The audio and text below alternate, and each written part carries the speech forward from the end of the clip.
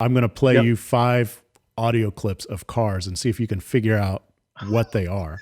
Dude, I'm going to suck at this. I'm going to suck at this. I'm going to tell you this now.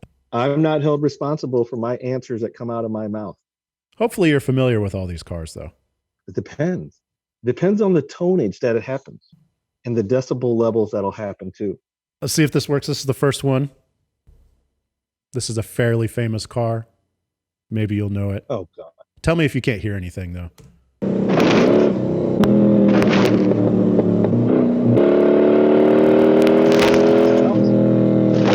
I can hear it, but it's like it's on and off. That's what I keep hearing. Is that what it'll sound like? Yeah, it's like a XL and D cell. I'll play it one more time. I can hear it, but I hear it in my earbud. Yeah. So it's like, it almost sounds like somebody's driving and can't drive. That's what it sounds like to me. We'll do. I'll give you one more listen to it.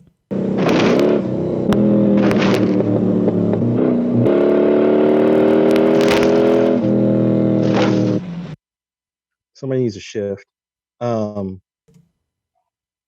Give me a hint. So it's a famous car, sort of. It's not as it's a famous car. It's like it would be like the supporting actor to a famous car. Is it on our shows? No, this is the only one that's not on our show, on your shows out of this list. And I'll say that's the sound of it driving down the streets of San Francisco. San Francisco. I'm at a loss. Yeah. You got to give me a hint. So that's the Charger from Bullitt. Oh, okay, got you. Yeah, everybody knows the Mustang because they do that double clutch. Now I can see it. But that's what are you talking about? Like, that's still a adult car. That's not like a supporting actress to the Bullitt. You know what I'm saying? Right. Like that was a dope car. Like you had me thinking it was like Lightning McQueen or something. So no, the only reason I say supporting actors because the Bullitt Mustang, how much did that sell for this year? Like millions and millions of dollars. Mm-hmm. Some guy was just like, yeah, I did. It was their car, and they were just driving their kids to school in it. And I would be too, though, wouldn't you? Yeah, if you spent that kind of money, wouldn't you drive? I would live in it. Like if I had that kind of money to buy that car, it wouldn't be sitting in a museum. I would drive it just like that. I'd go get ice cream in it though, but nobody could eat ice cream in it but me. Yeah, I'd feel the same way, especially not kids. All right, so here's number 2. You should be familiar with this car.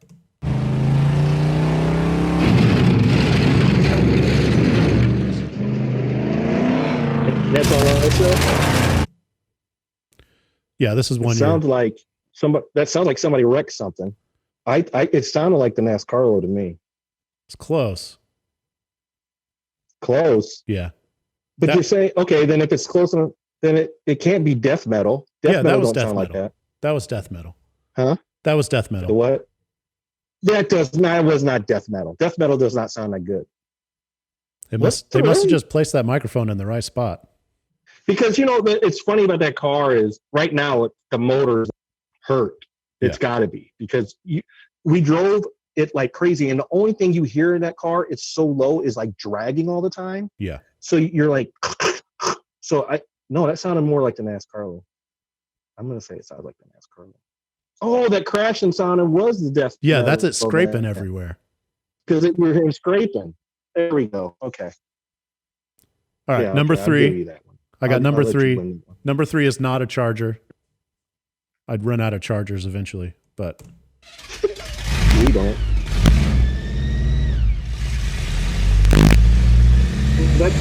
I know that. That's blasphemy, and that's on the dyno. Ooh. No, it's not even close. Hold on.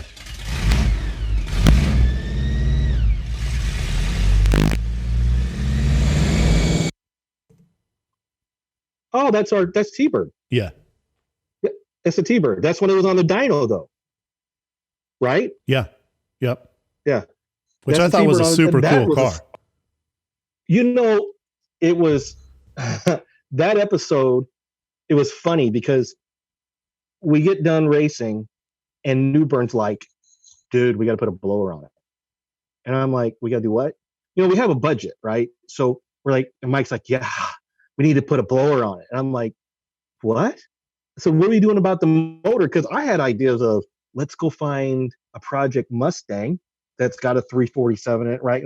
No, let's put a blower on it. That's all they kept saying. I was like, and I was so scared. If you watch my face, when Dave fires it up the first time, I'm like, cut it off, because I'm like, this thing's going to blow up. Yeah. And when we were on the dyno, I'm like the whole time going, please don't blow up. Please don't blow up. Then when we were racing, I'm like, this thing ain't blowing up. Like, what is going on? But I was surprised it did what it did, especially when we beat the Jaguar. That was interesting. Like, I didn't expect that at all.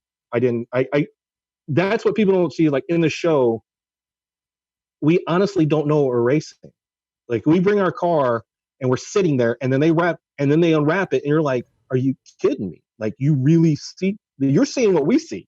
Yeah. I'm like, I don't know. Some of those times I just want to throat punch people, because I don't think there's a physical possible way like us to beat Jaguar, and then we did. So I was like, oh, okay, cool. Yeah, I mean, that's kind of what I like about that show. It makes for a very entertaining show. Well, thank you. All right, next car. Okay, so what's the next car? I can't keep track of the names of these cars, but anyway, here's the next one.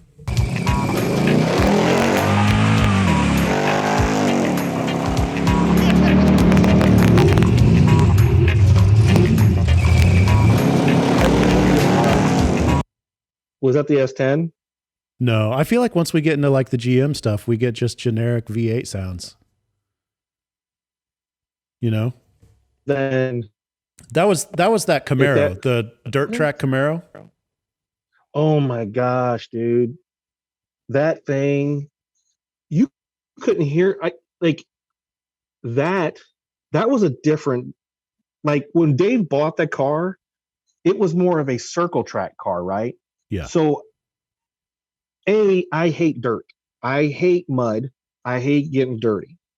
So when we got it, I'm old, and every doors are welded up, and I'm like, I'm not getting in this thing at all. So finally they were making me get in it and drive it, and I never drove it long enough to hear it. And when you're out in that element that's so huge, you don't even. All right, this is our last one in this game. I'm sucking at this, by the way. I'm letting you know. I think this is the worst format for this game, is over a Zoom call, but it's like I barely hear stuff. That's what's like. Everything sounds like Pokemon. I'll just edit it out if it sounds terrible. But here's the last one.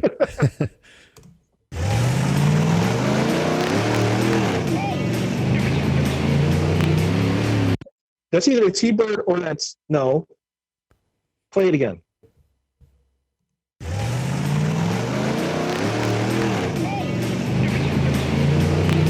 That's the Blazer. Yeah, it's the Blazer, because you can kind of hear you yelling in the background just a little bit. Well, okay. What people don't know about Mike Finnegan has zero fear. Zero. Okay. That Blazer is the sketchiest thing you've ever seen. If you watch the beginning of it when he's driving down the road and it's going all over the place, he was trying to keep it straight. Okay. So Dave says, the steering's fine. And I'm like, Dave, and I won't get in it. I'm like, it's too tall. It's got mud in it. I'm like, I don't care about this thing.